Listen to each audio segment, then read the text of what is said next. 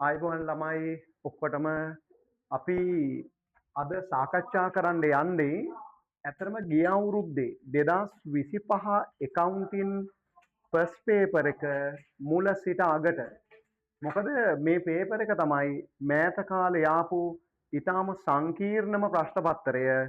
ඒ අනුව මේක ඊටාම පහසුවෙන් ලේසියෙන් අපි සාකච්ඡා කරලා දැනුම වර්ධනය කරගන්න බලමු. එහෙමනම් අපේ පළවෙනි ප්‍රශ්නයට අපි ගියොත් එහෙම 2025 උසස් පෙළ පළවෙනි ප්‍රශ්නේ තියෙනවා ආයතනයක මූල්‍ය ගිණුම් කරන ක්‍රියාවලියේදී පහත පියවරයන් සිදුවන නිවැරදි අනුපිළිවෙල කුමක්ද? එතකොට මේක ඊටාම ලේසි ප්‍රශ්නයක්. ඇත්තරම් පේපර් එකේ තියෙන ලේසිම ප්‍රශ්නය තමයි මේ තියෙන්නේ. එතකොට ළමයි ගිණුම් ක්‍රියාවලියේ නිවැරදි අනුපිළිවෙලට ගියොත් ඉස්සල්ලාම අපි කරන්න ඕන ගනුදෙනුවක් මූලාශ්‍ර ලේඛන මගින් හඳුනා ගැනීම කරන්න ඕන. මූලාශ්‍ර ලේඛන මගින් හඳුනා ගැනීම කළ යුතුයි. ඒ අනුව ගත්තහම අපේ පළවෙනි පියවර තමයි අපි කියනවා B අකුර. මූලාශ්‍ර ලේඛන වලින් ගනුදෙනු හඳුනා ගන්නවයි කියන්නේ. ළමයි උදාහරණයක් විදියට බහන්න ගත්තනම් ගැනුම් ඉන්වොයිසිය. මෙන්න මේ ගැනුම් ඉන්වොයිසිය බලාගෙන අපි ඊළඟට කරන්නේ මේක ගැනුම් ජර්නලයේ සටහන් කරන එකනේ. ඒ අනුව ගැනුම් ජර්නලය කියන්නේ අදාළ මූලික පොත්වල ගනුදෙනු සටහන් කිරීම දෙවෙනි පියවර විදිහට අපිට හඳුන්වන්න පුළුවන්. ඊළඟට ළමයි අපි ගැනුම් ජර්නලයේ සටහන් කරපු ගනුදෙනු ඔයගලන්ට මතක ඇති ගැනුම් හර ණය හිමි පාලන බැර විදිහට අපි පොදු ලෙජරයට පිටපත් කිරීමක් කරනවා. ඒ කියන්නේ ඊළඟ පියවර වෙන්නේ D අකුර. ඒ කියන්නේ මූලික පොත් වලින් පොදු ලෙජරයට පිටපත් කිරීම කියන අවස්ථාව. ඊට පස්සේ ළමයි මෙන්න මේ පොදු ලෙජරේ කියන්නේ ගිණුම් හදන එක මේ ගිණුම් වල ශේෂ ටික දාලා ශේෂ පිරික්සුමක් පිළියෙල කරන එක තමයි අපේ මෙතනට අනුව අවසාන පියවර. ඒ අනුව ශේෂ පිරික්සුම පිළියෙල කිරීමෙන් මේ ක්‍රියාවලිය අවසාන වෙනවා. ඒ නිසා අපි ගත්තොත් එහෙම අපේ පළවෙනි ප්‍රශ්නයට උත්තරය BADC ලෙස හතරවෙනි උත්තරය අපිට ලකුණු කරන්න පුළුවන්. හතරවෙනි උත්තරය ලකුණු කරන්න පුළුවන්. right. දැන් අපි ගියොත් අපි යමු 2 3 4 ප්‍රශ්න 3ක් තියෙනවා. මේ ප්‍රශ්න 3ටම පොදු විස්තරයක් අපිට ලබා දීලා තියෙනවා. 2 3 4 ප්‍රශ්න 3ටම පොදු විස්තරයක් ලබා දීලා තියෙනවා. ළමයි අපි ඉස්සල්ලාම මේක කියවලා බැලුවොත් අපිට කියලා තියෙන්නේ අරලිය එන්ටර්ප්‍රයිසස් ආහාර නිෂ්පාදනය කරන ආයතනයක්. මෙන්න මේ පහත ගනුදෙනු අයිතිකාරය ගනුදෙනු සහ අයිතිකරු සම්බන්ධ සිදුවීම්. ඒ කියන්නේ මොකද්ද? ව්‍යාපාරයේ ගනුදෙනු සහ අයිතිකාරයට අදාළ සිදුවීම් කීපයකුත් මේකේ තියෙනවා. මේවා 2025 අගෝස්තු වලට අදාළයි කියලා කියනවා. නිකන් අපි සිදුවීම් ටික බැලුවොත් කෙටියෙන් ඒවල කියලා තියෙන්නේ ලක්ෂ 5ක ඉඩමක් ප්‍රාග්ධනයේ විදිහට දානවා. B වල කියලා තියෙන්නේ 2,40,000ක ආහාර සැකසුම් යන්ත්‍රයක්. කියන්නේ යන්ත්‍රයක් අරගෙන තියෙනවා 8යි එක. ඒක එදා ඉඳලම භාවිතා කරනවයි කියලාත් කියනවා. මේක ළමයි මාස 24ක් තුල ෂය කරනවයි කියලා තමයි කියන්නේ. මාස 24ක් තුල ෂය කරනවා කියලා කියනවා. ඊට පස්සේ C වල කියනවා 10%ක වට්ටමක් ලැබුණට පස්සේ ණය හිමියන්ට 1,80,000ක් ගෙවනවා කියලා කියනවා. ඊළඟට 15,000ක පොලියක් ඇතුළත්ව 60,000ක ණය වාරිකයකුත් ගෙවනවා. ඊවල කියනවා අයිතිකාරයට පෞද්ගලිකව අයිති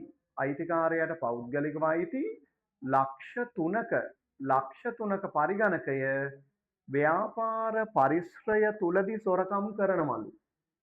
මොකද්ද මේකේ විශේෂම දේ? අයිතිකාරයාගේ පුද්ගලික පරිගණකය ව්‍යාපාරයේ තුලදී හොරකම් කරා කියලා තමයි මෙතන කියන්නේ. එහෙමනම් ළමයි අපේ දෙවෙනි ප්‍රශ්නයට ගියොත් ඉහත A සහ E සඳහා අරලිය එන්ටර්ප්‍රයිසස් ගිණුම් පොත්වල නිවැරදි ගිණුම් පිළිවෙත තීරණය කරද්දී A E වලට අදාළ සංකල්ප මොනවද කියලා තමයි අහන්නේ. එතකොට ළමයි ඒ සහ ඊ කියන කාරණාවලට අපි ගියොත් ඒ සහ ඊ කියන කාරණාවලට ගියොත් ඒ සහ ඊ වලට අදාළ සංකල්ප තමයි අපෙන් අහලා තියෙන්නේ. ඒ සහ ඊ වලට අදාළ සංකල්ප අපෙන් අහනවා. දැන් මේ බලන්න. ඒවල කියන්නේ ඇත්තටම ඒවල කියලා තියෙන කාරණේ මොකද්ද? අයිතිකාරයා ලක්ෂ 5ක ඉඩමක් ප්‍රාග්ධනයේ විදිහට දානමලු.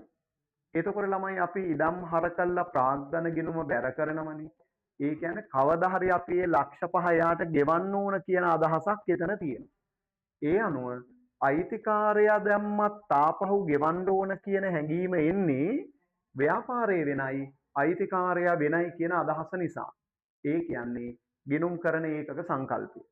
ඇත්තටම අපි කෙටියෙන් ගත්තොත් කොහොමත් අයිතිකාරයා සම්බන්ධ දෙයක් ඇහුවොත් කොහොමවත් ළමයි ඒකක සංකල්පය තමයි අදාළ වෙන්නේ. ඒක තමයි අපි කෙටියෙන් මතක තියාගන්න විදිය. ඊළඟට අපි ඊවලට ගියොත් එහෙම අයිතිකාරයට පෞද්ගලිකව අයිති ලක්ෂ 3ක පරිගණකය. ඒ කියන්නේ අයිතිකාරයාගේ කොම්පියුටරේ ව්‍යාපාරයේ ඇතුළේදී හොරකම් කරනවා.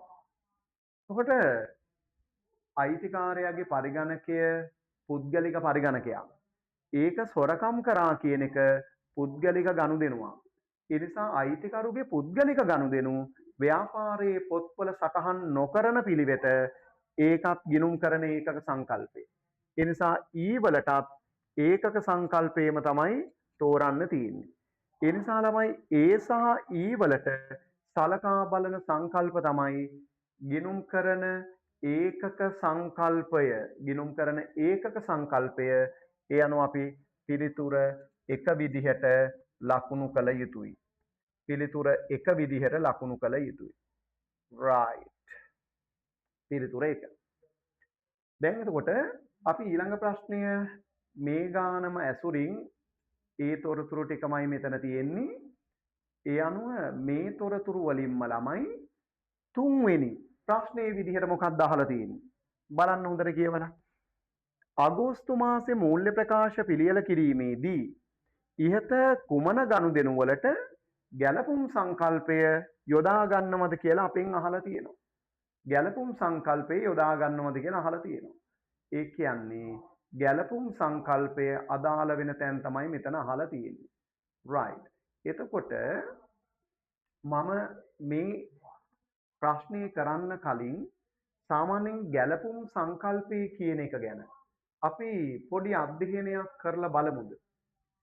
එතකොට ළමයි අපි ගැලපුම් සංකල්පයේ තේරුම ගැන කතා කරොත් මෙන්න මෙහෙමයි ගැලපුම් සංකල්පයෙන් අදහස් කරන දේ මොකක්ද කියලා බලමු. පළවෙනියටම ගැලපුම් සංකල්පයේ තියෙන්නේ ව්‍යාපාරයක වියදම තීරණය කරන්න. ඒ කියන්නේ ළමයි අපි ලාභය ගණනය කරන්නේ ආදායම් වලින් වියදම් අඩු කරලා. එතකොට මෙයා තමයි අපි වියදම තීරණය කරන විදිහ අපිට පැහැදිලි කරන්නේ. මොකද්ද මේකේ තේරුම? අපි හිතමු වසරේ ආදායම රුපියල් 5000ක් කියලා. එතකොට ආදායම රුපියල් 5000ක් වුණාම මේ ආදායමෙන් වියදම ලෙස මොකක්ද අඩු කරන්න ඕන කියන එක මෙයා තමයි අපිට ඉදිරිපත් කරන්නේ. ඒ කියන්නේ ගැලපුම් සංකල්පයෙන් කියනවා වියදම තීරණය කරන්නේ කොහොමද? මෙයා මොකක්ද කියලා තියෙන්නේ. ආදායම උපයන්න දායක වූ වියදම දායක කරගත්ත වියදම තමයි අපි වියදම් කියලා මේකෙන් අඩු කරන්න ඕන. ආදායම් උපයන්න දායක කරගන්න ප්‍රමාණය වියදම් ලෙස අඩු කරලා ලාභය ගණනය කළ යුතුයි. ඒ කියන්නේ ආදායමෙන් ඒක උපයන්න දායක කරගත්ත ප්‍රමාණය තමයි වියදම් කියලා අඩු කරන්න ඕන. දායක වෙච්ච වියදම. මෙන්න මේ පොයින්ට් එක හරිම වැදගත්.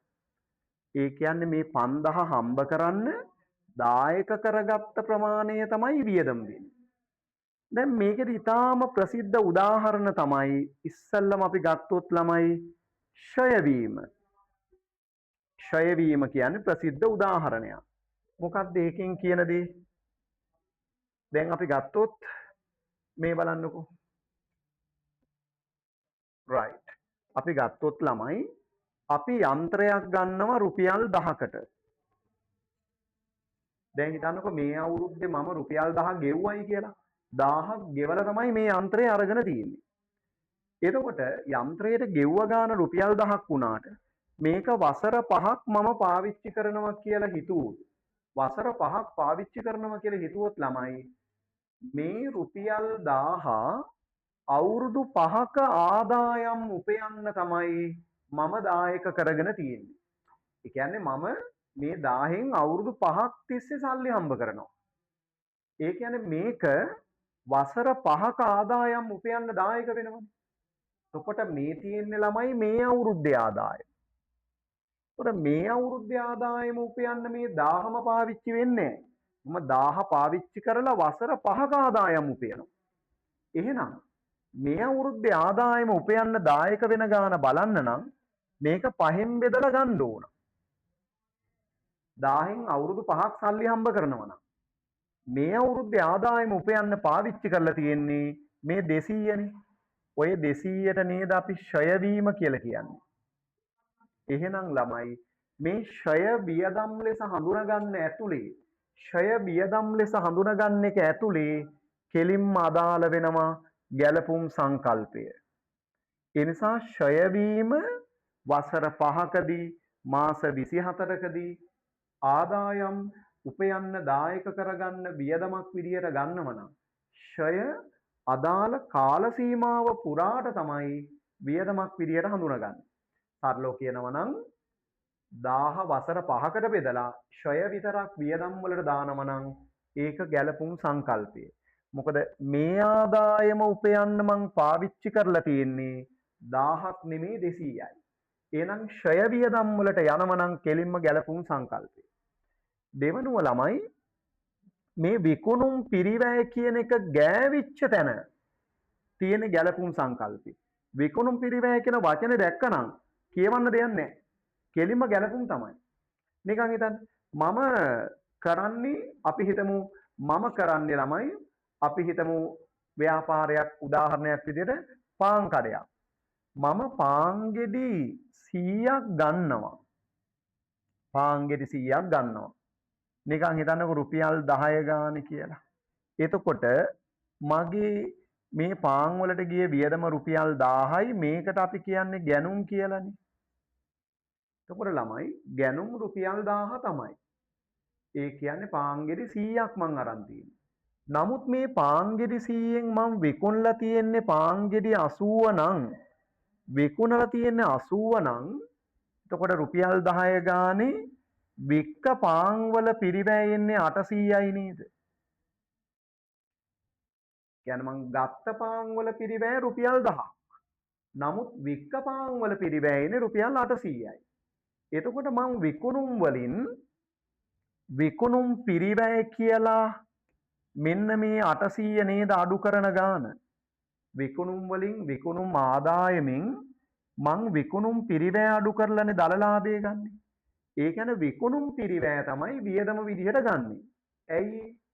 ළමයි මං පාන් ගෙඩි 100ක් ගත්තට මං දැන්ට විකුණලා තියෙන්නේ 80යි නම් ආදායම උපයගෙන තියෙන්නේ පාන් ගෙඩි 80කින්. එහෙනම් ආදායම් උපයන්න දායක කරගත්තේ පාන් ගෙඩි 80යි. එහෙනම් ඒ 80 පිරිවැය තමයි වියදම කියලා ගන්න ඕන. ඒ කියන්නේ වික්ක පාන් වල පිරිවැය තමයි වියදම වෙන්නේ. පාන් ගෙඩි 60ක් වික්කනම් 60ක වියදම 60කට ගෙව්ව ගාන වියදම කියලා ගන්න. පාන් ගෙඩි 20ක් වික්කනම් 20කට ගෙව්ව ගාන තමයි වියදම කියන්නේ. සරලව කිව්වොත් වික්ක පාන් වල පිරිවැය තමයි වියදමට එන්නේ. ඒතකොට වික්ක පාන් වල පිරිවැය කියන්නේ විකුණුම් පිරිවැයනේ. ඒතකොට ගත්තු ටික නෙමෙයි. එහෙනම් ළමයි විකුණුම් පිරිවැය කියන්නේ ආදායම උපය ගන්න දායක කරගත්ත පාන් ගෙඩි ටිකනේ. එතකොට ඒ පාන් ගෙඩි ටික වියදමට යනවා නම් ඒක ගැලපුම් සංකල්පය. ඒ අනුව මොකද්ද එතනින් අදහස් වෙන්නේ? විකුණුම් පිරිවැය ගෑවිච්ච තැන ගැලපුම් සංකල්පය තමයි තියෙන්නේ. ඊට අමතරව අපිට තව ප්‍රසිද්ධ උදාහරණයකට ගියොත් අපි හිතමු මම බැංකු ණයක් ගන්නවා. ඒ ණය වලින් ව්‍යාපාරේ කටයුතු කරනවනේ. එක්ක කඩේට බඩු ගේනවා. එහෙම නැත්නම් මේ බිල්ඩින් එක හදන්නේ බැංකු ණය වලින්. ඒකට ව්‍යාපාරයක ආදායම උපය ගන්න බැංකු ණය ටික මම පාවිච්චි කරනවා. ලෝන් එක ගත්තේ ව්‍යාපාරයට නම් ඒ ණය වලින් කඩේ ආදායම් උපයන්න ඒ මුදල මං යොදා ගන්නවා. එහෙමනම් ඒ මුදලින් බැංකු ණය අරගෙන ඒ මුදලින් මං ආදායම් උපයනම නම් බැංකු ණයට මම ගෙවන පොලිය ආදායම උපය ගන්න දායක කරගත්ත වියදමක්. ළමයි බැංකු ණය පාවිච්චි කරලා ආදායම ගන්නව නම් ඒ ණය වලට ගෙවන පොලිය ආදායම උපයන්න දායක කරගත්ත වියදමක්. ඒ නිසා ඒක අපි වියදම් විදිහට සලකන්න ඕන. එහෙනම් ණය සඳහා ගෙවන පොලිය වියදම් වලට යන්නේ ගැළපුම් සංකල්පය නිසා. එතකොට මෙන්න මේ ප්‍රධාන උදාහරණ වලින් ඔයාට ගැළපුම් සංකල්පය ළමයි පුතාලට තේරුම් ගන්න පුළුවන්. ඉතින් ඒ අනුව ගත්තාම සමරියක් දුන්නොත් යන්ත්‍රය පාවිච්චි කරලා ආදායම් උපයනම නම් යන්ත්‍රශය ආදායම උපයන්න දායක කරගත්ත වියදමක්. හැමතිස්සෙම ගත්ත බඩු නෙමෙයි වික්ක බඩු තමයි ආදායම උපයන්න දායක වුණේ.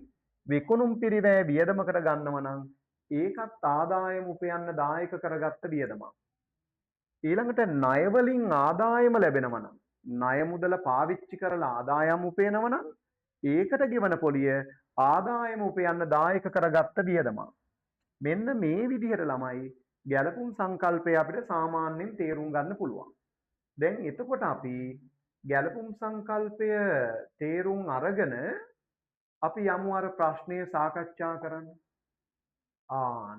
දැන් අපෙන් අහලා තියෙන ප්‍රශ්නය බලන්න. මෙන්න මේ තොරතුරු පාවිච්චි කරලා අපෙන් අහනවා මොකද්ද ගැළපුම් සංකල්පය භාවිතා කරලා තියෙන්නේ කුමන ගනුදෙනු වලටද කියලා. ළමයි දැනටමත් අපි මෙන්න මේ A සහ E ගිණුම් කරන ඒකක සංකල්පයට අදාළයි කියලා අයින් කරලානේ තියෙන්නේ. එහෙමනම් අපිට තියෙන්නේ B C D කියන කාරණා තුනෙන් ගැළපුම් සංකල්පයට අනුකූල දේවල් තෝරන්න තියෙන්නේ. B වල මොකද්ද කියන්නේ? ආයතනයේ 2,40,000ක යන්ත්‍රයක් කරා එදා සිටම පාවිච්චි කරා ඒක මාස 24කදී ක්ෂය කරන්න ඕනලු.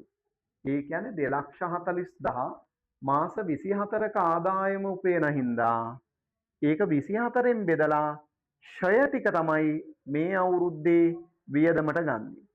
නැත්නම් මේ මාසේ වියදමට ගන්න ක්ෂය ටික. ඒ නිසා මේ ක්ෂය වියදමකට ගන්න කතාවනේ තියෙන්නේ. කෙලින්ම ගැළපුම් සංකල්පය අදාළයි. 10%ක වට්ටමක් අඩු කරලා ණය හිමියන්ට 1,80,000ක් ගෙවනවලු. දැන් යම්කිසි කාරණාවක් ළමයි විශ්ලේෂණය කරද්දී ගැළපුම් සංකල්පය අදාළද නැද්ද කියලා හොයන්න අපිට පොඩි ඉඟියක් තියෙනවා. ඒ තමයි ගැළපුම් සංකල්පය එන්නේ හැමතිස්සෙම වියදම් තීරණය කරන්න. ඇත්තටම 10%ක වට්ටමක් අඩු කරලා ණය හිමියන්ට ගෙවන එක ඇතුලේ වියදමක් නැහැනේ. එතන ගැළපුම් සංකල්පයක් නැත. මෙන්න 15,000ක පොලියක් එක්ක 60,000ක ණය වාරිකයක් ගෙවනවා. එහෙනම් ණය වලින් ආදායම ලබනව නම් පොලිය ආදායම උපයන්න දායක වෙන වියදමක්. ඒකට ගැළපුම් සංකල්පය අදාළ කරගන්න ඕන. එහෙමනම් ගැළපුම් සංකල්පය අදාළ වෙන්නේ B සහ D කියන ගනුදෙනු දෙක වාර්තා කරනකොට B සහ D වාර්තා කරනකොට ගැළපුම් සංකල්පය අදාළයි. right ළමයි. දැන් ඉතින් ඒ ප්‍රශ්නේම ඊළඟ කොටස ඒ කියන්නේ හතරවෙනි ප්‍රශ්නයත් ඒකටම අදාළයි. මේ විස්තර වලින් මෙන්න මේ ගනුදෙනු වල සුද්ධ බලපෑම පෙන්වන්නලු. මේ ගනුදෙනු ටික අවසානයේ බලන්න මොකද කියන්නේ? 8:31ට සියලුම ගනුදෙනු වල සුද්ධ බලපෑම කුමන සමීකරණයෙන් නිරූපණය වන්නේද කියන එක තමයි අහලා තියෙන්නේ. කුමන සමීකරණයෙන් නිරූපණය වන්නේද කියන එක තමයි අහලා තියෙන්නේ. right. දැන් ඉතින් අපි බලන්න ඕන මේ ටික ඔක්කොම සමීකරණයේ අර්ථයේ වාර්තා කරලා අපි බලමු. මේ ටික ඔක්කොම සමීකරණයේ අර්ථයේ වාර්තා කරලා බලමු. ඒ අනුව ගත්තාම වත්කම් සමානයි වගකීම් ධන හිමිකම්. ඔහොම ලියලා ඒ වල මොකක්ද කියන්නේ? අයිතිකාරයා 5 ලක්ෂයක ඉඩමක් ප්‍රාග්ධනයේ විදිහට දානවා. ඉඩම් වැඩි වෙනවා කියන්නේ වත්කම් වැඩි වෙනවා. ඊට අමතරව හිමිකම් වැඩි වෙනවා. ඒවනම් සාමාන්‍යයෙන් මේ පාරිභාගික ලියන ළමයෙකුට මේක බොහොම සරලයි මේ හරිය. B වල කියනවා 2,40,000ක යන්ත්‍රයක් ළමයි අත්පිට අරගෙන තියෙනවා. යන්ත්‍ර වැඩි වෙනවා කියන්නේ වත්කම් වැඩි වෙනවා. හැබැයි මුදල් අඩු වෙනවා. වත්කම් වලම ඍණ 240යි. වත්කම් වල ධන 240යි, වත්කම් වල ඍණ 240යි. ළමයි ඒක මාස 24කින් ක්ෂය වෙනවා නම් 8යි 1 ඉඳලා 8යි 31ට එක මාසයන්නේ. ඒතකොට ඕගොල්ලෝ එක මාසයකට ක්ෂය බලන්න ඕන. 2,40,024න් බෙදුවොත් එක මාසයකට ක්ෂය 10යි. වත්කම් වලින් 10ක් අඩු කරලා හිමිකම් වලින් 10ක් අඩු කරන්න ඕන. ළමයි C වල මොකක්ද කියන්නේ? 10%ක වට්ටමක් අඩු කරලා ණය හිමියට 180ක් ගෙවනවලු.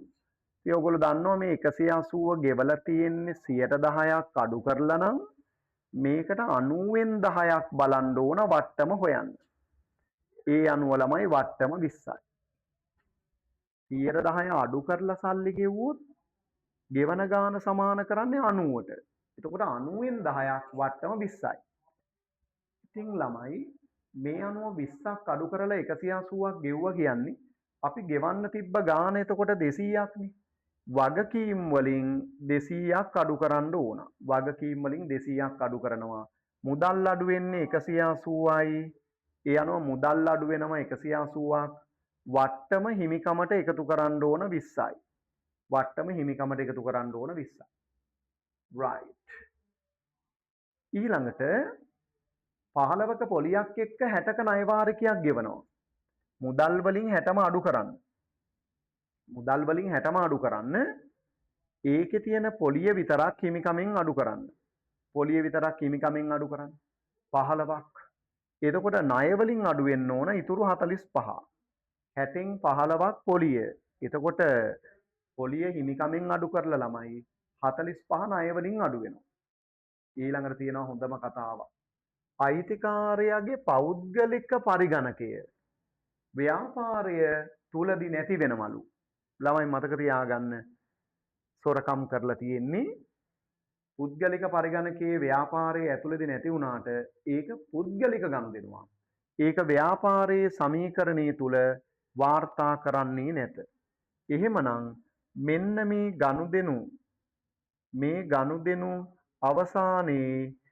ගනුදෙනු අවසානයේ බලන්න අවසාන ශේෂ ටික කොහොමද එන්නේ කියන එක. ඒතකොට අවසාන ශේෂ ටික වත්කම් වලට 250යි වගකීම් වලට ඍණ 245යි හිමිකම් වලට ධන 495යි. ඒතකොට මෙන්න මේ උත්තර ටික බලන්න 250යි ධන 250 ඍණ 245 ධන 495 විදියට එන්නේ. ඒ අනුව අපිට ඒකට උත්තරේ ලකුණු කරන්න පුළුවන්. ඇත්තටම ඒකට උත්තරේ විදිහට එන්න ඕන ළමයි 4 වෙනි උත්තරේ. 4 වෙනි එක තමයි ඒකේ උත්තරේ විදිහට ගන්න. ඒකේ උත්තරේ විදිහට 4 වෙනි එක ගන්න. මෙන්න මෙහෙම. ඇත්තටම මේ ප්‍රශ්න පත්‍රය හොඳට පුරුදු වුණොත් මේ 2026ට ඕගොල්ලන්ට ඉතා හොඳින් මුහුණ දෙන්න ළමයි පුළුවන්. මොකද මේ මට්ටම තමයි 26 මට්ටම. right. දැන් අපි 5 6 7 ප්‍රශ්නවලට දීලා තියෙනවා මෙන්න මෙහෙම ගනුදෙනු ටිකක් වැට් සමග. දැන් මම මෙන්න මේකෙදි මේ වැට් සම්බන්ධයෙන් ගොඩක් පන්තිවල ඉතාම සංකීර්ණ දේවල් කරාට වැට් සම්බන්ධයෙන් විභාගයට ඕන කොටස මෙන්න මෙච්චරයි ළමයි. ඒ තමයි සාමාන්‍ය වැට් කියන එක සටහන් කරන විදිහ. ඔයගොල්ලන් වැට් සටහන් කරන්න ඉගෙන ගන්න ඕන අවස්ථා 4කදී විතරයි. තරම අවස්ථා 4යි. ඒ තමයි ගැනුම්, විකුණුම්, ආපසු යැවුම් කියන අවස්ථා 4. එතකොට මෙන්න මේ අවස්ථා හතර සම්බන්ධ වැට් කොහොමද ළමයි ගිණුම් තවන්නේ? හරි. දැන් මම නිකන් පෙන්නන්නම්. ඔන්න බලන්න. අපි ගත්තොත් ගැණුම් වලට ගැණුම් හැමතිස්සෙම හරනේ. ගැණුම් කියන එක හැමතිස්සෙම හර. එතකොට ළමයි ගැණුම් හර වෙනව නම් ඒ ගැණුම් වලට අදාළ වැට් එකත් හැමතිස්සෙම හර. වැට් ගිණුම හෝ වැට් පාලන ගිණුම. එක ප්‍රශ්නයක් නැහැ. ගැණුම් හර නම් වැට් ගිණුමත් හර. ඒ කියන්නේ ඇත්තටම හරියට ගත්තොත් වැට් එකට ඔයාට වෙනම නොලෙජ් එකක් ඕනේ නැහැ. ගැණුම් හර නම් ඔයා වැට් එකත් හර කරන්න. මෙයාගේ හෙවණැල්ලක් තමයි මෙයා හැමතිස්සෙම. මෙයාගේ හෙවණැල්ලක් තමයි මෙයා. right අපි තව ටිකක් මේක පැහැදිලිව ගත්තොත් මෙන්න මෙහෙම ළමයි. ඔන්න බලන්න. right අපි ගමු මෙහෙම. මේක පැහැදිලිව ගත්තොත් ඔයාට අවස්ථා හතරයි විභාගෙදි වැට් කියලා අහන්නේ. ඕනම A level විභාගයක A level ඕනම අවුරුද්දක අහලා තියෙන මේ අවස්ථා හතර. ඒ තමයි ඉස්සල්ලාම ගැණුම්. හරිද? එතකොට ළමයි අපි ගත්තොත් එහෙම ගැණුම් ලියන විදිහ. හරි. ඔන්න බලන්න ගැණුම් ලියන විදිහ. ගැණුම් හර කියලා අපි දන්නවනේ. ඒකට ගැණුම් හර නම් ළමයි ඒකට අදාළ වැට් එකත් හර කරන්න. ඒකට විශේෂයෙන් මතක තියාගන්න දෙයක් නැහැ. ගැණුම් හර කරනවා නම් වැට් එකත් හර කරන්න. ඒකට ওই දෙකම එකතු වෙලා ණය හිමි පාලන බැර කරන්න ඕන. මේකට නිකන් ඉලක්කමකුත්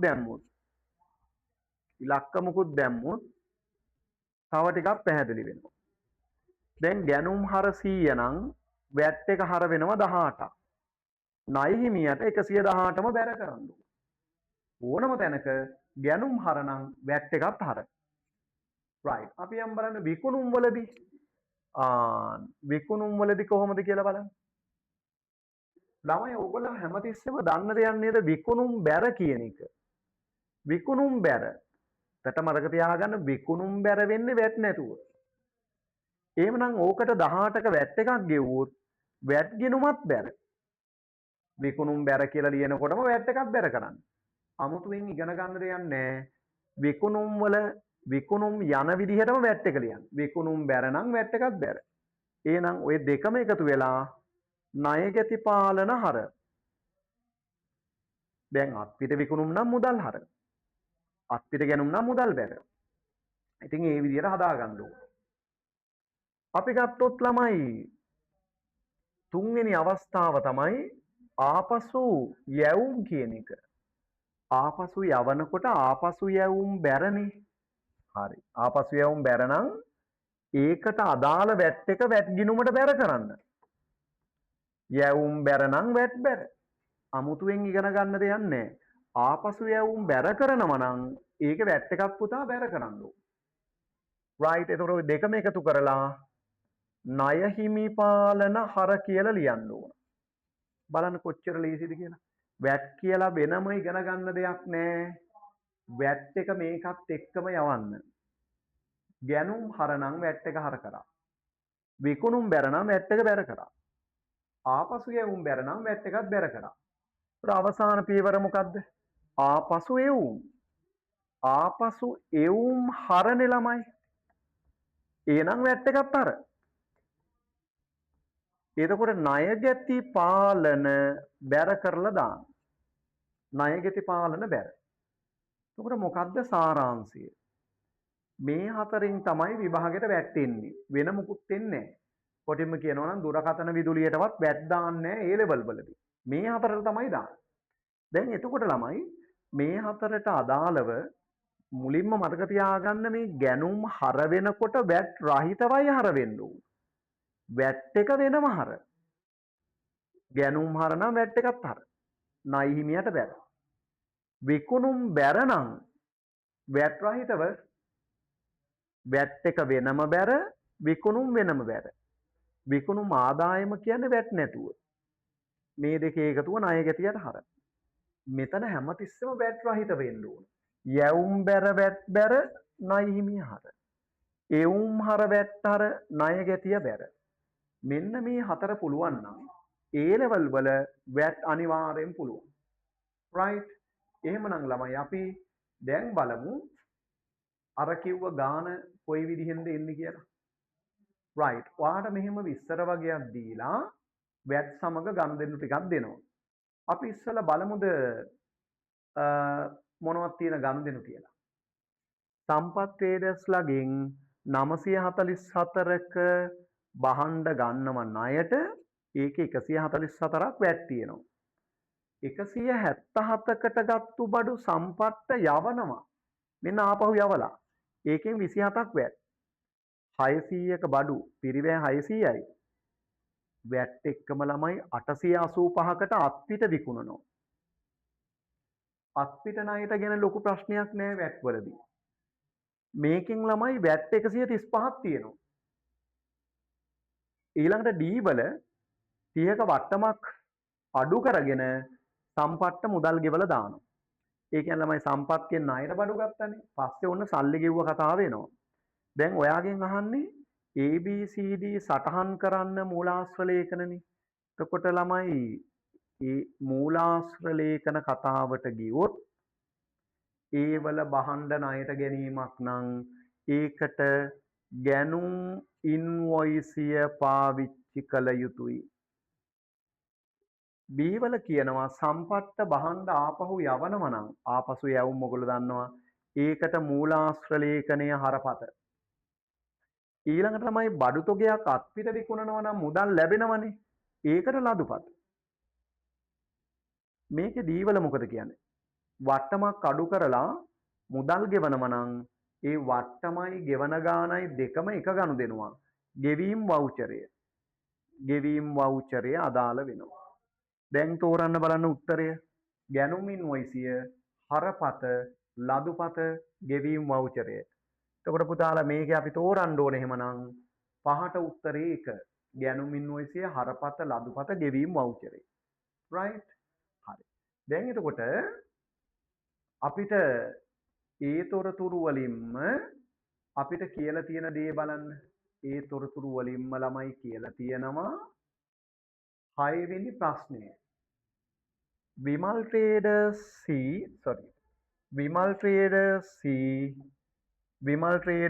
C ගැනුම් ජර්නලයේ එකතුව. ගැනුම් ජර්නලයේ එකතුව පොදු ලෙජරයට පිටපත් කිරීමේ දිත්ව සටහන අහලා තියෙනවා. ළමයි හොඳට ගත්තොත් මෙතන සම්පත්තියෙන් බඩු ගන්න එක විතරයිනේ ගැනුම් කියලා තියෙන්නේ. එහෙමනම් ඕගොල්ලෝ දැන් සාකච්ඡා කරපු විදිහට ගැනුම් ජර්නලයේ එකතුවක් පිටපත් කරන්න තියෙන්නේ කොහොමද?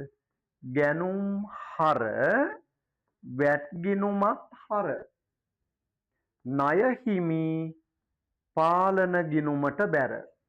right? තාම ලේසි නේද ලකුණු 4ක් ගන්න. සංකීර්ණයි කිව්වට එහෙමම සංකීර්ණත් නැහැ. 944න් 144ක් VAT නම් VAT රහිත වෙන්නේ ළමයි 800ක් නේද? VAT රහිත වෙන්නේ 800ක්. එහෙමනම් ගැනුම් හර කරනවා 800යි. VAT හර කරනවා 144යි. ගැනුම් හර VAT හර. ණය හිමි පාලන බැර කරන්නේ මුළු එකතුව කියන්නේ ගෙවන්න ඕන ගාන 944යි. ගැනුම් හර VAT හර ණය හිමි පාලන බැර විදිහට ගැනුම් ජර්නලයේ පිටපත් කරන්න පුළුවන්. ඒ අනුව ළමයි 6 වෙනි එකට ගැනුම් හර VAT හර ණය හිමි පාලන බැර. එහෙමනම් 6 වෙනි එකේ උත්තරේ දෙවෙනි පිළිතුර විදිහට ලකුණු කරන්න පුළුවන්. දෙවෙනි පිළිතුර විදිහට ලකුණු කරන්න පුළුවන්. right. දැන් ළමයි ඒ ප්‍රශ්නේම ආශ්‍රයෙන් අපිට තියෙනවා 7 වෙනි ප්‍රශ්නය. ඒ තොරතුරු වලින්ම ජනවාරි 31 අවසන් මාසයේ ලාභයයි ජනවාරි 31ට VAT වල ශේෂයයි. ආන්න ළමයි. ලාභයයි VAT පාලන ගිණුමේ ශේෂයයි හොයන්න කියනව නේද? එහෙනම් අපි බලමු ලාභය. ලාභය හොයන්න කියලා තියෙනවා. ඊට අමතරව VAT පාලන ගිණුමේ ශේෂය හොයන්න කියලා තියෙනවා. VAT පාලන සහ VAT ගිණුම කියලා දෙකක් නැහැ. දෙකම එකයි. හරිද? දැන් ළමයි බලන්න අපි කොහොමද මේක කරන්නේ කියලා. අපි මේ ගනුදෙනු හතර දාලා ලාභය හොයන්න තියෙනවා, වැට් පාලන ගිණුමේ ශේෂය හොයන්න තියෙනවා. රයිට්. බලන්න ඒ වල මොකද්ද තියෙන්නේ කියලා. ඒ වල මොකද්ද තියෙන්නේ කියලා බලන්න. 944ක බඩු සම්පත්තියෙන් ගත්තනේ. ඒකෙන් 144ක්ම ළමයි වැට්. එහෙමනම් හර බැර යන්නේ කොහොමද? ගැනුම් හර කරේ 800යිනේ. නේද? අපි කතා වුණේ එහෙමයි. ගැනුම් හර වැට් හර වෙන්න ඕන 144ක්. ණය හිමියා බැර කරනවා 944ක්. එතකොට ඒ කියන ගනුදෙනුව හරි. B වල 177කට ගත්ත බඩු ආපහු යවනවා. 177න් 27ක් ළමයි වැට් තියෙනවා. ආන්න එහෙනම් 177න් 27ක් වැට් නම් වැට් නැතුව ළමයි වෙන්නේ 150යි නේද? එහෙමනම් ආපසු යැවුම් බැර වෙන්නේ 150යි. ආපසු යැවුම් බැර නම් වැට් ගිණුමත් බැර. යැවුම් බැර වැට් බැර. 150 යැවුම් බැර කරනවා, 27 වැට් වලට බැර කරනවා.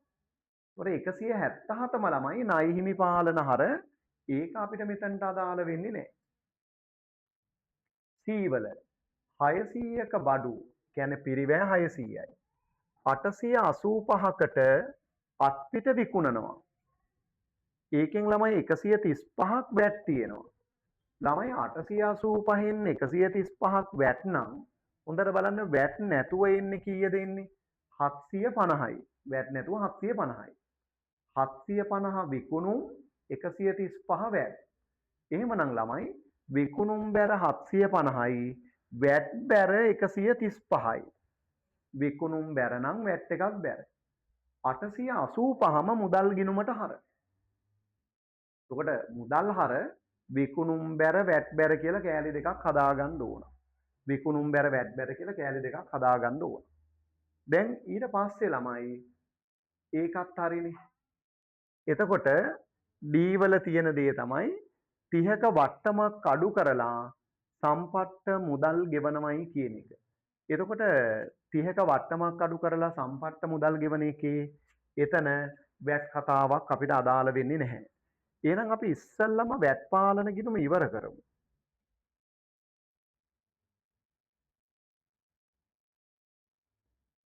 එතකොට මේකේ ශේෂය එනවා.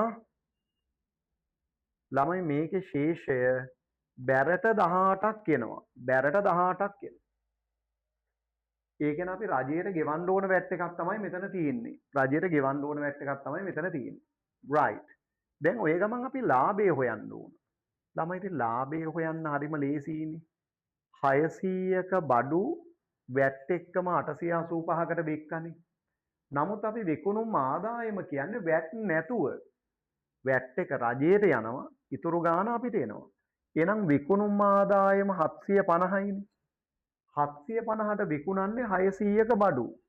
එහෙමනම් විකුණුම් පිරිවැය 600යි. විකුණුම් ආදායමෙන් විකුණුම් පිරිවැය අඩු කරාම දල ලාභය එනවා 150.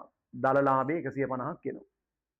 මෙන්න මේ දල ලාභයට මෙතන තියෙනව නේද 30ක වට්ටමක් අඩු කරලා සම්පත්ත මුදල් ගෙව්වා කියලා. ඒක ලද වට්ටම්. ආන්න එහෙමනම් දල ලාභයට ලද වට්ටම එකතු කරාම අපේ ඇත්තරම ශුද්ධ ලාභය 180ක් වෙනවා. එහෙමනම් ශුද්ධ ලාභය 180යි, වැට් ගිණුම විශේෂය 18ක් බැරට වශයෙන් අපිට පුළුවන් ළමයි 7ට උත්තරේ 4 විදිහට ලකුණු කරන්න පුළුවන්. 7ට උත්තරේ 4. right. යමු ඔන්න අපිට 8 සහ 9 බැලු වැල්මට බැංකු සැසඳුම් ආශ්‍රිත ගාණක් තියෙන්නේ. ඉතින් ළමයි මේක අපි බැලුවොත් පොඩ්ඩක් හදාගමු. ගානේ මොකක්ද අහන්නේ? මේකේ කියනවා දෙමු ට්‍රේඩර්ස් මුදල් ගනුදෙනු බැංකු ගිණුමකින් කරනවලු. 2025 ජනවාරි මාසෙට අපිට බැංකු ප්‍රකාශයේ තොරතුරු දීලා තියෙනවා ළමයි. හොඳට බලන්න. බැංකු ප්‍රකාශයේ තොරතුරු. හරි. පොඩ්ඩක් පොඩි කරලා ගත්තා. මෙන්න මෙහෙමයි තියෙන්නේ. අපිට කියන විදිහට ළමයි ජනවාරි 1 වෙනිදාට බැංකු ප්‍රකාශයේ තියෙන්නේ 100ක්. මේ බැංකු ප්‍රකාශයෙන් උපුටාගත්ත තොරතුරුනේ මේ දීලා තියෙන්නේ. බැංකු ප්‍රකාශයෙන් උපුටගෙන තියෙන තොරතුරු තමයි දීලා තියෙන්නේ. එතකොට ජනවාරි 1 වෙනිදා බැංකුවේ තියෙන ශේෂය 100යි. එතකොට ජනවාරි ප්‍රේෂණයක් ලැබෙනවා. ඒ කියන්නේ ආයෝජන ආදායම ඉදිරිපත් කළ චෙක්. ඉදිරිපත් කළ කියලා කියන්නේ ළමයි බැංකුව එහෙන් ගෙවලා තියෙන ගාන. ගෙව්ව ගාන. ඉදිරිපත් නොකළ නෙමෙයි. එහෙන් ස්ථාවර නියෝගයක් ගෙවනවා. බැංකු ගාස්තුව කැපෙනවා. අන්තිමටම 360ක් තියෙනවා. මේ තමයි මේ මාසේ අගට බැංකුවේ තියෙන ගාන. ඊට අමතරව තියෙන තොරතුරු මොනවද? ජනවාරි 1 වෙනිදාට මුදල් ගිණුමේ ශේෂය බැංකු ප්‍රකාශයේ සමග එකඟ වෙන්නේ නැහැලු. මුදල් ගිණුම බැංකු ප්‍රකාශයේ සමග එකඟ වෙන්නේ නැහැලු. කියන්නේ ජනවාරි 1 වෙනිදා බැංකුව 100 වුණාට අපි 100ක් නෙමෙයි. බැංකුව 100ක් වුණාට අපි 100ක් නෙමෙයි.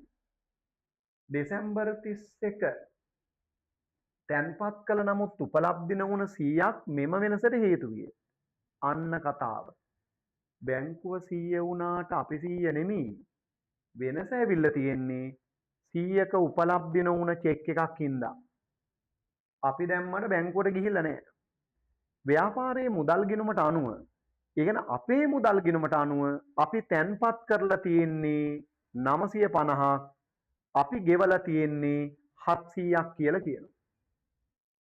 ඒ කියන්නේ ව්‍යාපාරයේ තැන්පතු සහ ව්‍යාපාරයේ ගෙවීම. ඊළඟට කියනවා ඉතින් ස්ථාවර නියෝග අරව මේවා බැංකු ප්‍රකාශය ආවට පස්සේ ලියන්න කියලා. ඒක ඕගොල්ලෝ දන්න දෙයක්. 8 වෙනි ප්‍රශ්නයෙන් අහන්නේ මොකද්ද ළමයි? දෙමුතු ට්‍රේඩර්ස්හි මුදල් ගනුදෙනු වලට අදාළව කුමන ප්‍රකාශ නිවැරදි වන්නේද කියන එක තමයි අහලා තියෙන්නේ. කුමන ප්‍රකාශ නිවැරදි වන්නේද කියලා අහලා තියෙනවා. right, අපි බලමු මේ හතරෙන් මොනවද නිවැරදි වෙන්නේ කියලා. ඒතොර ඒවල කියන්නේ ජනවාරි 1 වෙනිදාට ව්‍යාපාරයේ මුදල් ගිණුමේ ශේෂය 200ක් වෙන්න ඕන කියලානේ. මම මෙතනට ගන්නම් ABCD පේනවා අඩු හින්දා. හරි. දැන් බැංකුවේ කීයද මේ මාසේ පටන් ගන්නකොට තිබුණේ? 100යි. බැංකුවේ. අපි කියන්නේ ව්‍යාපාරයේ මුදල් ගිණුමයි බැංකු ප්‍රකාශයයි වෙනස් වුණා කියන්නේ මේ උපලබ්ධි නොවුන 100ක් හින්දානේ. ළමයි උපලබ්ධි නොවු කියන්නේ අපි රැම්පත් කරලා බැංකුවට ගිහින්නේ.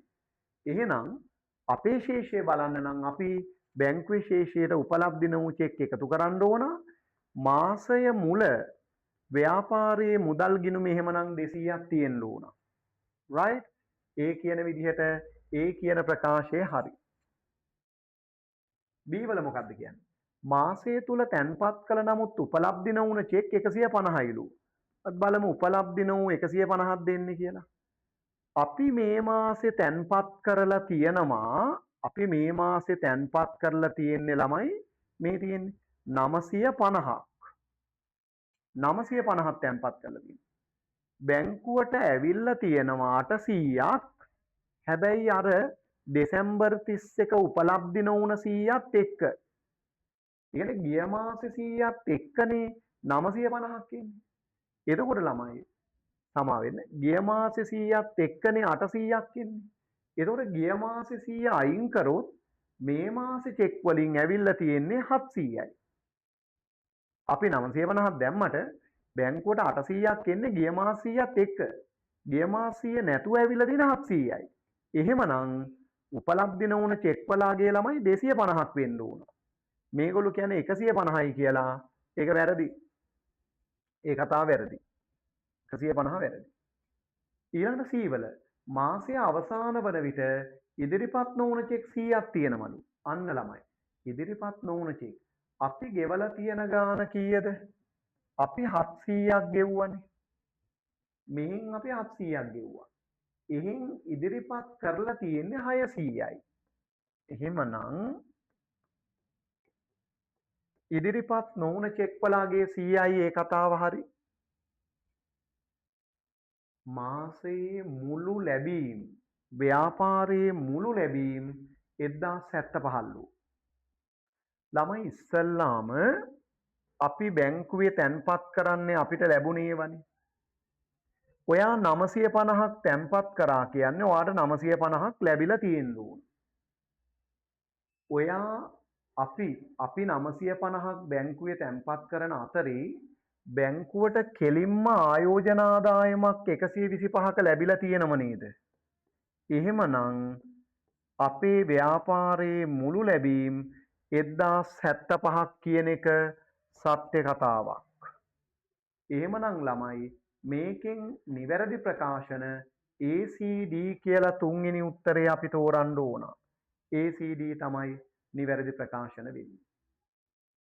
එහෙමනම් 8 වෙනි ප්‍රශ්නය කරපු අය යමු අපි ඒ තොරතුරු ආශ්‍රයෙන්ම 9 ප්‍රශ්නය බලන්න.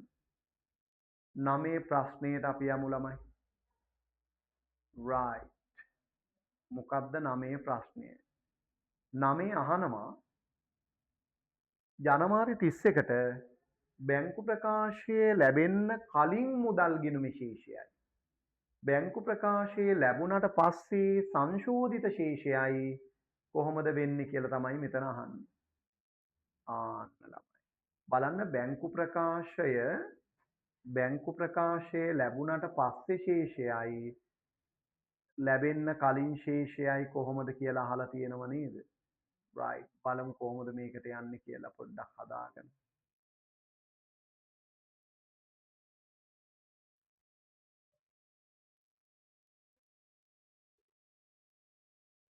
හරි.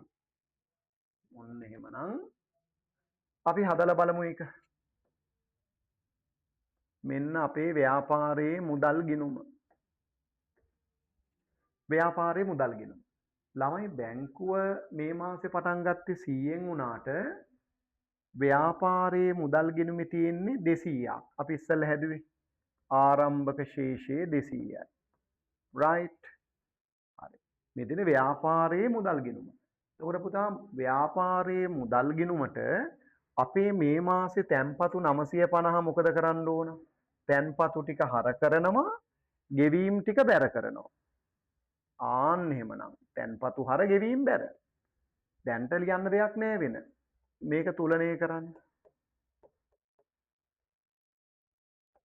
එහෙමනම් දැන්ට මුදල් ගිණුමේ පවතින ශේෂය අපිට ගන්න පුළුවන් මෙන්න මේ විදිහට. ඒ කියන්නේ පවතින ශේෂය අපි පේන්න දාමු 450යි. දැන්ට තියෙන ශේෂය 450යි. ඊට පස්සේ අපෙන් අහලා තියෙන්නේ මේ සංශෝධිත ශේෂය. ඔයාලට T අකුරක් ගහන්නත් පුළුවන්, නිකන් හදන්නත් පුළුවන්. පවතින ශේෂය.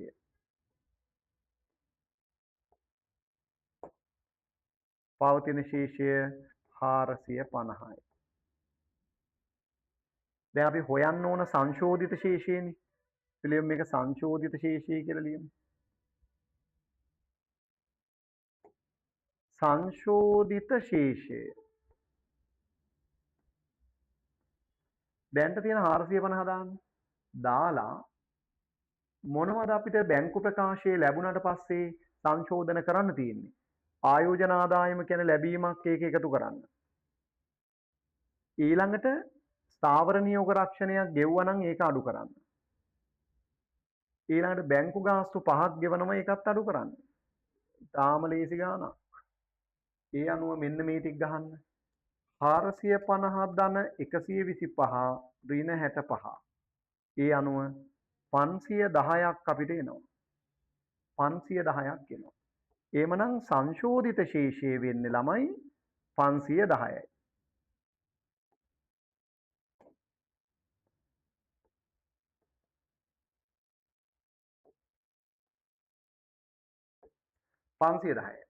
දැන් ඒතකොට 450යි 510යි තමයි උත්තර දෙක. බැංකු ප්‍රකාශයේ ලැබෙන්න කලින් 450යි සංශෝධනය කරාට පස්සේ තියෙන්නේ 510යි. right. 450යි 510යි. එහෙමනම් ඔයගලන්ට තෝරන්න පුළුවන් ඇත්තරම පස්වෙනි උත්තරේ තෝරන්න පුළුවන්. ඔන්න ඔහොමයි ඒකේ කතාව ඉවර කරන්න තියෙන්නේ. ඔන්න ළමයි දැන් බලන්න 10 වෙනි ප්‍රශ්නය. 10 වෙනි ප්‍රශ්නේ පැත්තට යන්න. ඉමාලි ට්‍රේඩර්ස් අපිට කියනවා ඉමාලි ට්‍රේඩර්ස් 2025 3.31 වසරට 2,50,000ක දලලාභයක් වාර්තා කරනවලු. right. ඔය ලියාගෙනම යන්න. දලලාභය 2,50,000යි කියලා කියන්නේ. ඒ වගේම ශුද්ධ ලාභය 1,80,000යිලු. ශුද්ධ ලාභය දැන්ට 1,80,000ක් වාර්තා කරලා තියෙනවා. මොකද්ද ළමයි කියන්නේ මෙතන? මෙයා පිරිවැයට 125ක් ලාභ පවත්වගෙන ඉමාලි ට්‍රේඩර්ස් බඩු විකුණනවා. ඉමාලි ට්‍රේඩර්ස් කියන්නේ අපි 125ක් ලාභ තියාගෙන තමයි විකුණන්නේ. ඒකට පිරිවැය 15,000ක බඩු මෙතන 15,000 තියෙන්නේ 15,000ක බඩු විකිණීමේ හෝ ආපසු එීමේ පදනමට යවලා තියෙනවා. ඒ කියන්නේ පුළුවන් නම් විකුණන්න බැරි වුණොත් එවන්න කියලා නියෝජිතයන්ට වහන්න යවනවනේ. එහෙම යවලා තියෙනවා 15,000ක බඩු.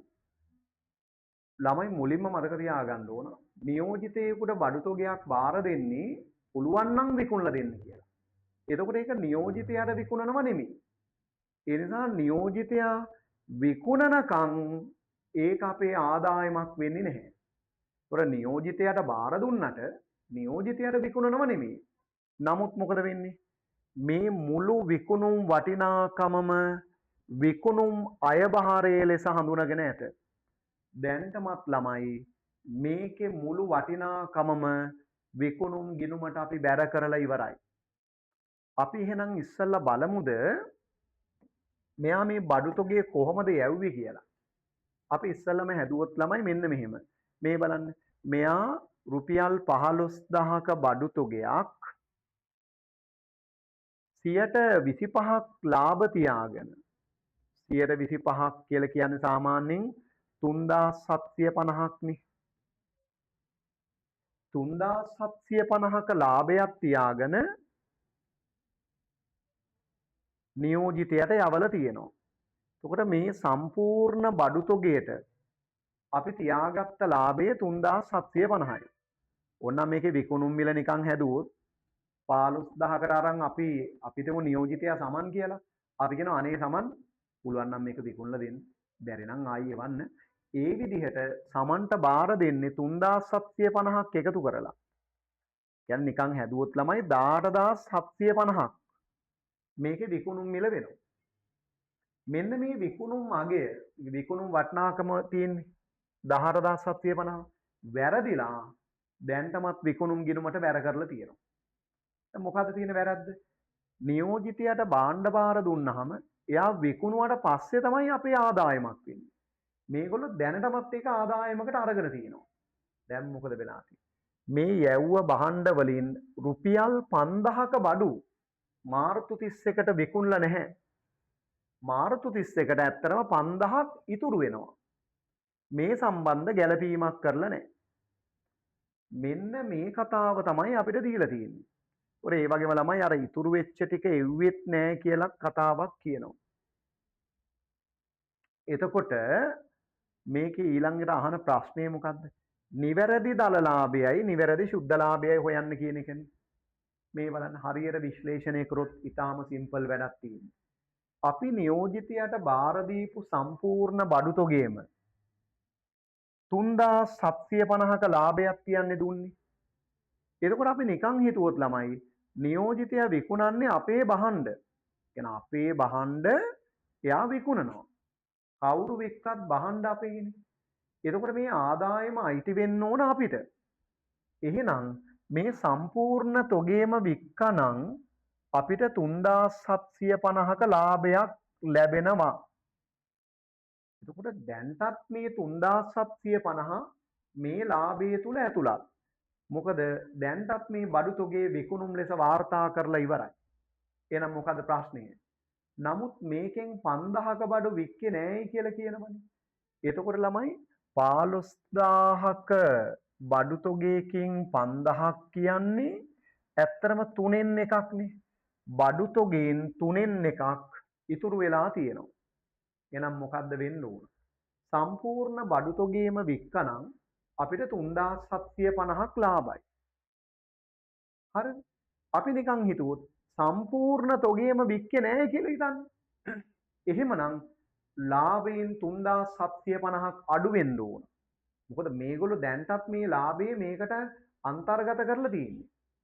බඩු තොගේ වික්කෙම නැහැ කියනවා නම් ලාභයෙන් 3750ක් අයින් කරන්න ඕන. වික්කනම් 3750ක් ලාභයි. වික්කේ නැහැ කියනවා නම් ලාභයෙන් 3750ක් අඩු වෙන්න ඕන. නමුත් ළමයි සම්පූර්ණ තොගේම නෙමෙයි 3න් එකක්නේ විකුණා නැත කියලා කියන්නේ. එහෙනම් සම්පූර්ණ ලාභයම අයින් කරන්න ඕනි නැහැ. ඒකෙන් 3න් එකක් බැලුවහම 1250යි. අපි දැනට ලාභයෙන් 1250ක් අයින් කරන්න ඕන. අරලොම කියනවා නම් මේ 3750ම ලාභය ඇතුලේ තියෙනවා. ඒකින් වික්කේ නැති බඩු වල ලාභය 1250යි. ඒක ලාභයෙන් අඩු කරන්න ඕන. එතකොට ළමයි දල ලාභේනුත් 1250ක් අඩු කරන්න, ශුද්ධ ලාභේනුත් 1250ක් අඩු කරන්න. එතකොට මේක නිවැරදි වෙනවා. 2,50,000න් 1250ක් අඩු කරොත් එන උත්තරය 248,750යි. මෙතන 178යි 750යි. එහෙමනම් බලන්න උත්තර දෙක 248යි 750 178යි 750. right. අපි ලකුණු කරන්න ඕන 10ට උත්තරේ 3. ඉතින් ඇත්තටම හරියට කරුවොත් ඇත්තටම පුතාලා මතක තියාගන්න ඕන මේ ප්‍රශ්න පත්‍රය සාර්ථක වෙන්න නම් ගිණුම් කරන මූලධර්ම හරියට ග්‍රහණය කරගන්න ඕන. මූලධර්ම පුළුවන් නම් මගේ මතේ මේක ඉතාම හොඳ ලේසි කෙසේ වෙතත් හොඳ ප්‍රශ්න පත්‍රයක්. එහෙම ළමයෙකුට අසාධාරණයක් වෙන්නේ නැහැ මූලධර්ම ග්‍රහණය කරගෙන ඉන්නවනම්. අපි 11 වෙනි එකේ නිෂ්පාදන තොරතුරු ටිකක් තියෙනවා. අමුද්‍රව්‍ය ගැනුම්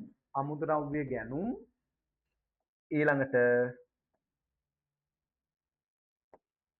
ගෙනීමේ කුලී 1කට අමුද්‍රව්‍ය 1.31 අමුද්‍රව්‍ය ඍජු ශ්‍රමය වෙනත් ඍජු කම්හල් පොදු කාර්ය ළමයි නොනිමි තොග වැඩිවීම නොනිමි තොග දෙකම අහු වෙනවා වැඩිවීම දුන්නහම. ඉතින් ඒ පිළිබඳව අවබෝධයක් තියෙනවා නම් නොනිමි තොග වැඩිවීම කියලා කියන්නේ මුල තොගයට වඩා අග තොගේ 50ක් වැඩි කියන එක. තොග දෙකේ වෙනස. ඒතොර කෙටියෙන් ගත්තොත් වෙනසක් දුන්නොත් ළමයි හැමතිස්සෙම කන පිට ලියන්න ඕන. වැඩිවීම කිව්වොත් අඩු කරන්න ඕන. අඩුවීම කිව්වොත් එකතු කරන්න ඕන. ඔන්න ඔය විදිහට තමයි තොග වෙනස් වීමක් අපි ගැළපීම කරන්නේ. ළමයි නොනිමි තොගයේ නිෂ්පාදන පිරිවැයට ලියනවා කියලා කියනවා. මොකද සමහර තැන්වලදී ප්‍රාථමික පිරිවැයට ගලපනවා. ප්‍රාථමික පිරිවැයට ගැලපුවොත් නොනිමිත් දාලා ප්‍රාථමික පිරිවැය ගන්න ඕන. මේ ගානේ ප්‍රාථමික පිරිවැය ගන්නකොට නොනිමි අදාළ වෙන්නේ නැහැ. ඉතින් මේක ඊටාම ලේසි ප්‍රශ්නයක්. ප්‍රාථමික පිරිවැය නිෂ්පාදන පිරිවැය හොයන්න තියෙන්නේ. ළමයි ඉස්සෙල්ලා අපි ගත්තොත් අමුද්‍රව්‍ය. මේ බලන්න. මුල තොගයේ තියෙන්නේ 80යි. ගැනුම් තියෙනවා 750යි. ඒතර ගෙනීමේ කුලී තියෙන හින්දා ඒකත් එතනටම දාන්න. right දැන් එකතු කරන්න. අමුද්‍රව්‍ය අගතොගය 50 අඩු කරන්න. එතකොට ළමයි මේ පාවිච්චි කියන උත්තරය පාවිච්චි කළ අමුද්‍රව්‍ය කියන උත්තරේ එනවා අපිට.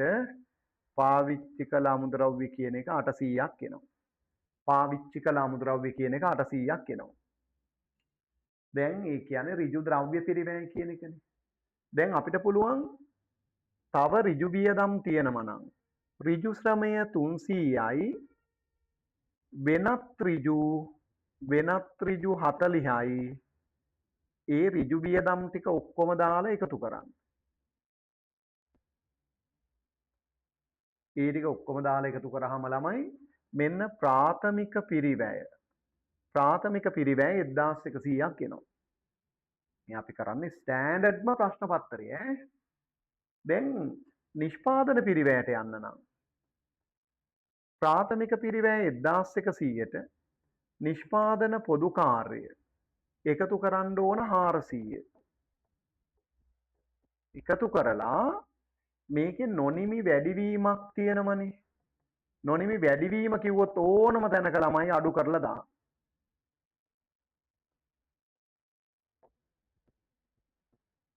මෙතන 1140යි සුළු දෝෂයක් වෙලා තියෙනවා.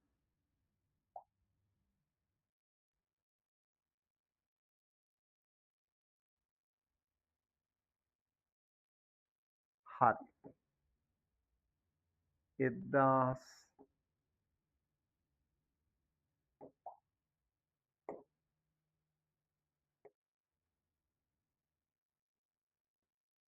1140යි 1140යි නිෂ්පාදන පොදු කාර්ය 400 එකතු කරන්න.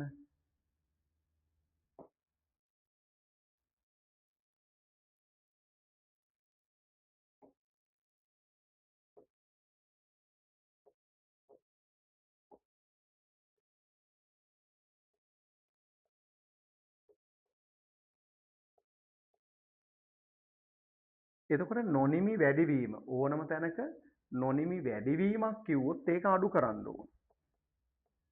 අඩුවීම කිව්වොත් එකතු කරන්න ඕන. ඒ අනුව 1490යි. ළමයි එතකොට 1490යි නිවැරදි උත්තරේ ඉන්නේ. ප්‍රාථමික පිරිවැය 1140යි නිෂ්පාදන පිරිවැය 1490යි. right. උත්තරය 4. උත්තරය 4. දැන් යමු 12 වෙනි ප්‍රශ්නයේ පැත්තට. අපිට කියනවා නෙතුලි එන්ටර්ප්‍රයිසස් මේක ළමයි අසම්පූර්ණ සටහන් පැත්තට සම්බන්ධකම් තියෙන ප්‍රශ්නයක්. මුළු සිලබස් එකම අහුවෙන තමයි ප්‍රශ්න දෙන්නේ. නෙතුලි නිසි පරිදි ගිණුම් හදන්නේ නැහැ. මෙයාගේ මේක අපිට ගන්න පුළුවන් ළමයි වසර මුල විදිහට මේක ගන්න පුළුවන් වසර අග විදිහට. මේ බලන්න තොග අග මුල ණය ගැතිය අග නැහැ මුල තියෙනවා. ගැනුම් විකුණුම් ණයට කරන මලු. විකුණුම් මිලට 125ක දලලාභ ආන්තිකයක්. දලලාභේ විකුණුම් මිලෙන් 125යි.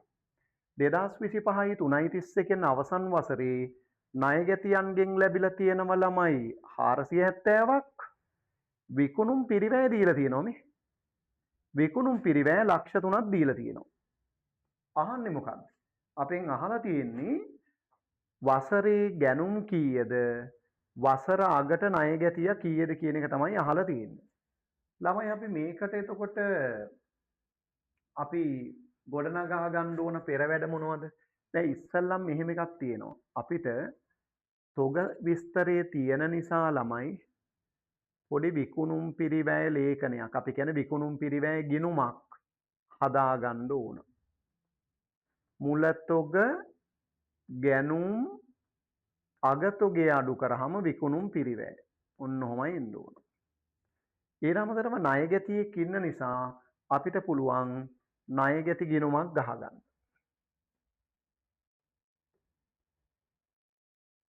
ණය ගැතියු කියලා ගිණුමකුත් ඕන වෙනවා. right ඔය තියෙන විදිහට තොරතුරු ටික දාන්න. ළමයි තොගය ආරම්භක තොගය 30යි. අවසාන තොගය 50යි. අවසාන තොගය අඩු කරන්න. ණය ගැතියගේ ආරම්භක ශේෂය 190යි. ගැනුම් විකුණුම් ණයට කරන්නේ විකුණුම් මිලට 125ක් දලලාභය. කෙසේ වුවත් ණය ගැතියන්ගෙන් ලද මුදල 470යි. ඒක ණය ගැතියට බැර කරන්න විකුණුම් පිරිවැය ළමයි විකුණුම් පිරිවැයට දාගන්න. දැන් මොකද්ද මේකෙන් අදහස් වෙන්නේ? මිලෙන් 125ක් ලාභය නම් ඔයගලන්ට මතකද මිලෙන් 125ක් කියන්නේ 4න් එකයි. ඒ කියන්නේ මිලේ විකුණන ගාණෙන් 4න් එකක් ලාභයි. එතකොට ඕගලන්ට මතකද පිරිවැයෙන් 3න් එකයි කියලා සංකල්පයක් තියෙනවා. මිලෙන් 4න් එකක් නම් පිරිවැයෙන් 3න් එකයි. දලලාභ අනුපාත පාඩමේ උගන්වන්නේ. එහෙමනම් පිරිවැය 300ක් නම් ඒකෙන් 3න් එකක් කියන්නේ 100යිනේ. එතකොට 300කට මේ තියෙන ළමයි විකුණුම් පිරිවැයනේ.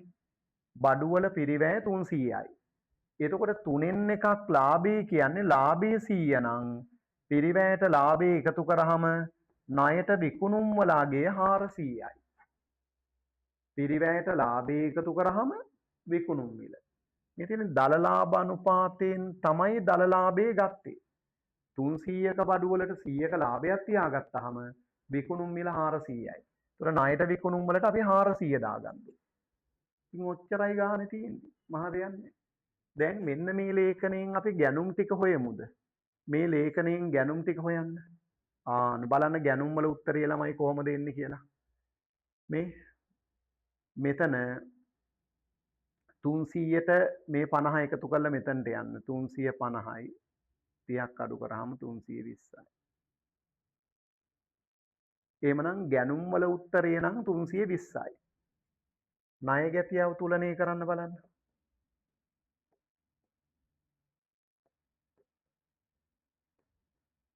ණය ගැතියව තුලනය කරාම අපිට එනවා 120ක්. එහෙමනම් ගැනුම් වල උත්තරය 320යි. ණය ගැතියගේ අවසාන ශේෂය 120යි කියලා තුන්වෙනි පිළිතුර ලකුණු කරන්න පුළුවන්. right. 13 වෙනි ප්‍රශ්නය. හවුල් ව්‍යාපාරයක කීර්ති නාමය සම්බන්ධ කුමන ප්‍රකාශයේ නිවැරදිද? ඉතින් ඒවා තියරි ප්‍රශ්න. ළමයි ඇත්තටම කීර්ති නාමය ලියන්න නම් හවුල් ව්‍යාපාරයක අයිතිය වෙනස් වෙන්න ඕන. අයිතිය වෙනස් වෙනවා කියන්නේ එක්ක බඳව ගන්නවා, එක්ක ඉවත් වෙනවා, එක්ක ලාභ අනුපාතය වෙනස් කරනවා. ඒ නිසා මේක කියන දේවල් වලින් අයිතිය වෙනස් වෙනකොට කීර්ති නාමය ඇස්තමේන්තු කරයි සත්‍යයි. හවුල්කරුවන්ගේ ලාභ බෙදා ගැනීමේ අනුපාතය වෙනස් වන විට ඇත්තටම ලාභ අනුපාතය වෙනස් වුණොත් ඒ කියන්නේ බඳව ගන්නවා ඉවත් වෙනවා කියනකොට ලාභ අනුපාතය වෙනස් වෙනවා. කීර්ති නාමය ඇස්තමේන්තු කරනවා ඒකත් හරි. 890 හවුල් ආඥා පනතේ 24 වගන්තියට අනුව කීර්ති නාමය ඇස්තමේන්තු කරනවා.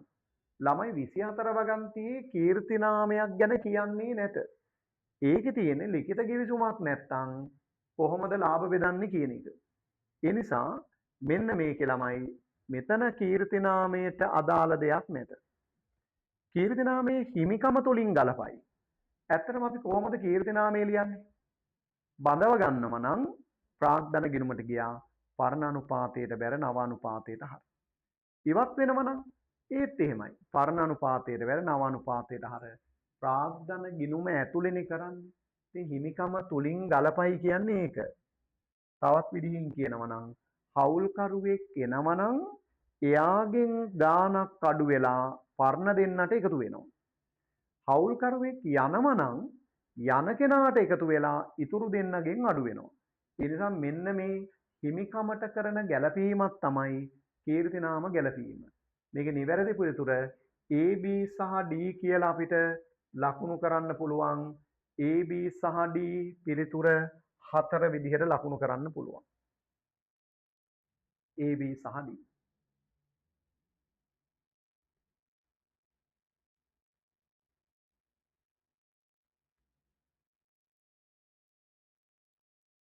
ළමයි 14 සහ 15 ප්‍රශ්නවලට අපිට හවුල් ආශ්‍රිත තොරතුරු වගේක් අපිට දීලා තියෙනවා. ඔන්න බලන්න කොහොමද මේක වෙන්නේ කියන එක. right. 14 සහ 15.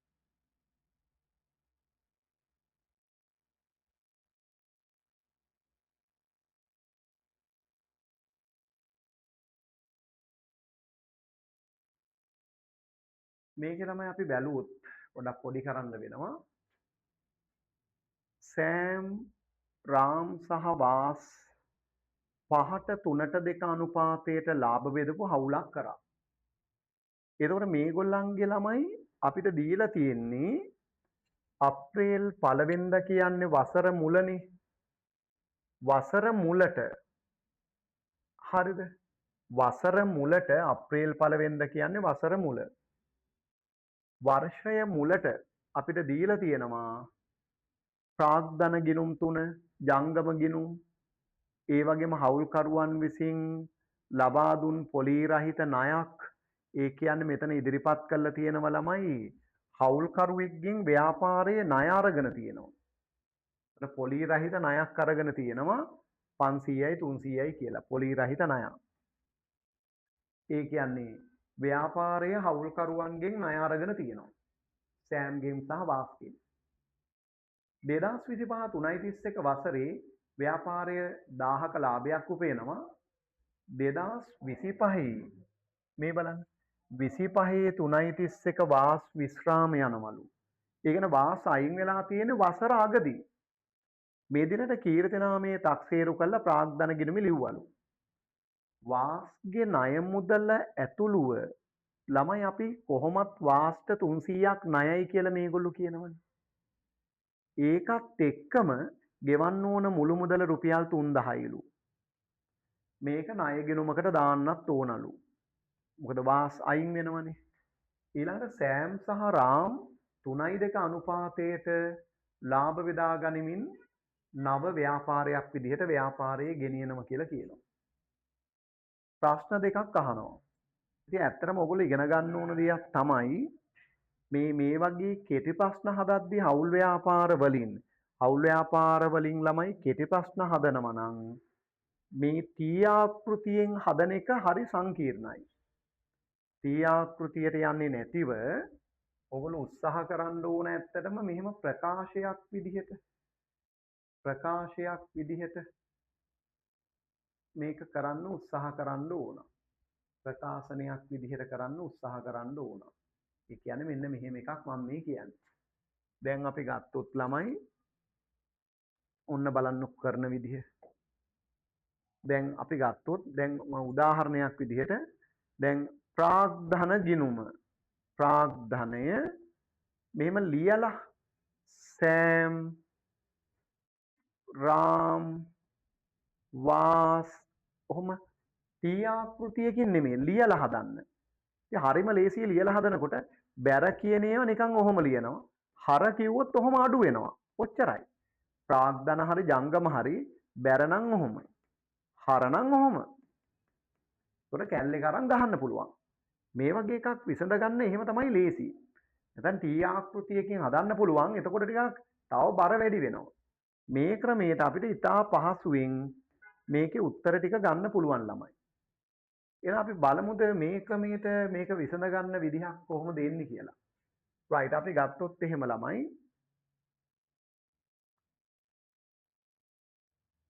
ඉස්සල්ලාම මම ගන්නම් ඉඩකඩ ප්‍රශ්නයක් තියෙනවා.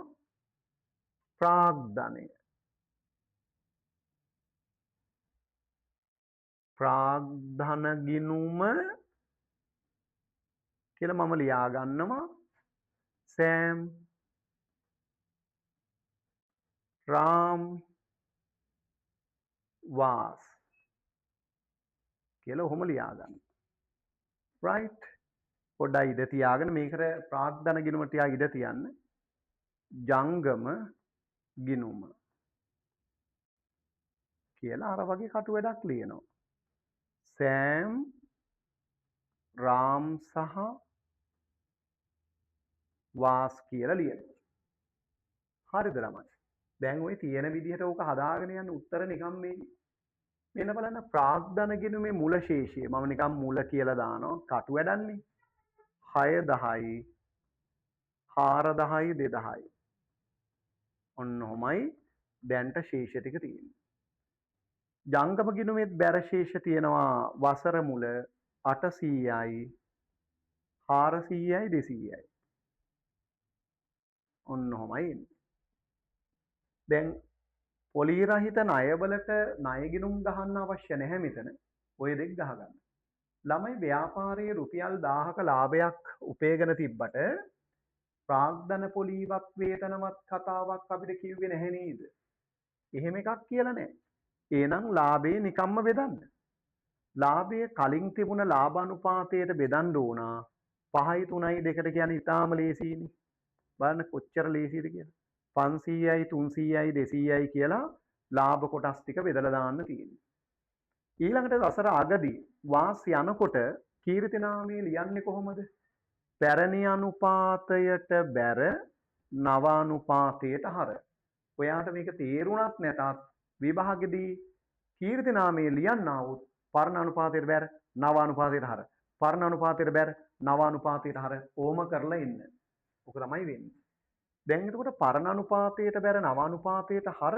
හැබැයි ප්‍රශ්නේ තියෙන්නේ අපිට කීර්ති නාමයේ දීලා නැහැ. දැන් නිකන් හිතන්න පරණ අනුපාතයට බැර කියන්නේ මේ තුන් දෙනාටම බැර.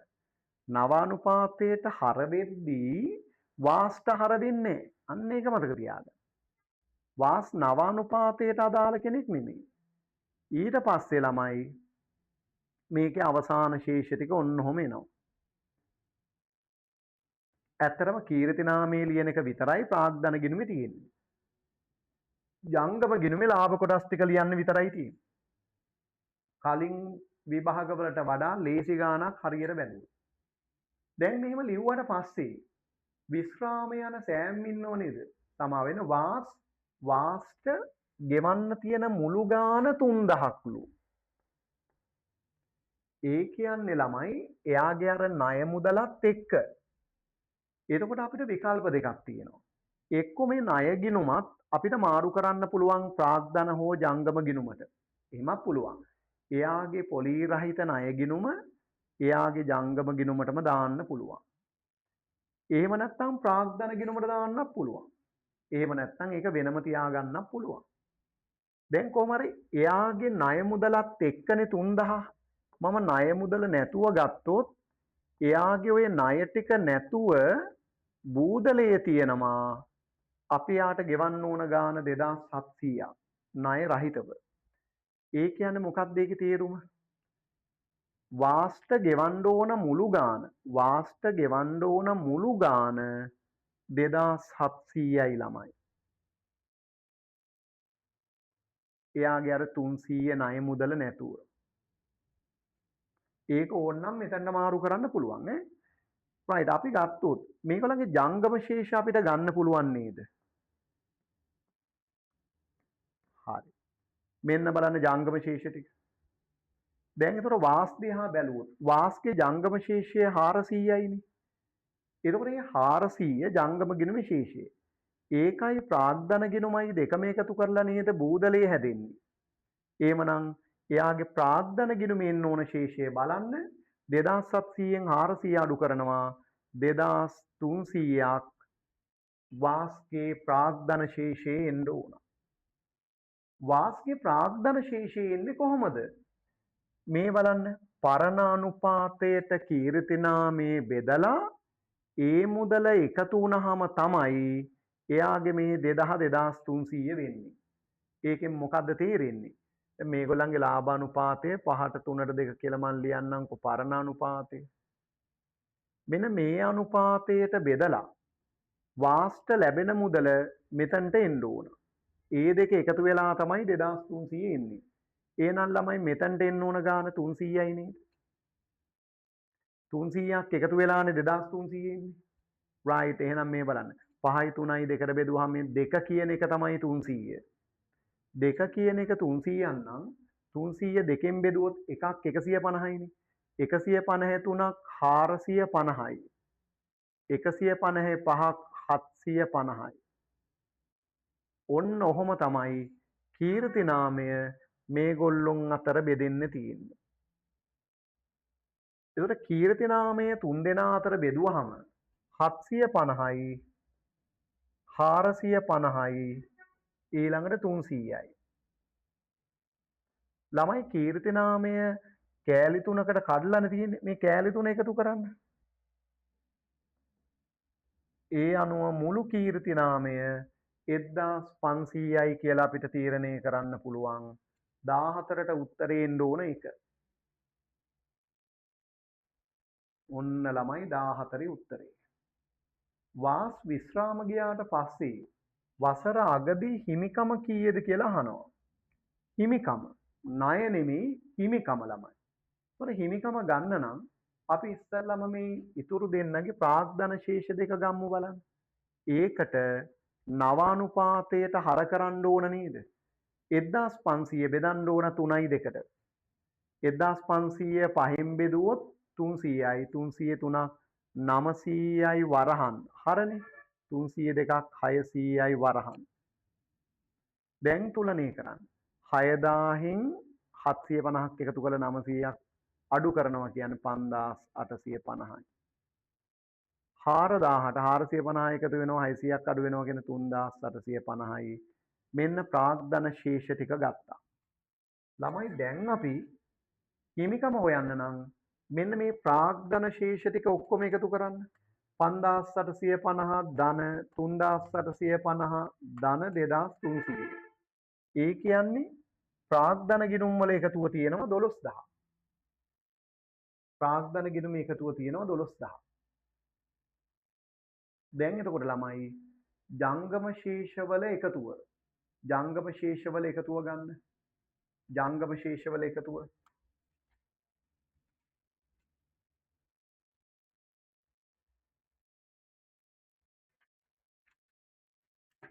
පොඩි මොකක් හරි වැරදීමක් තියෙනවා.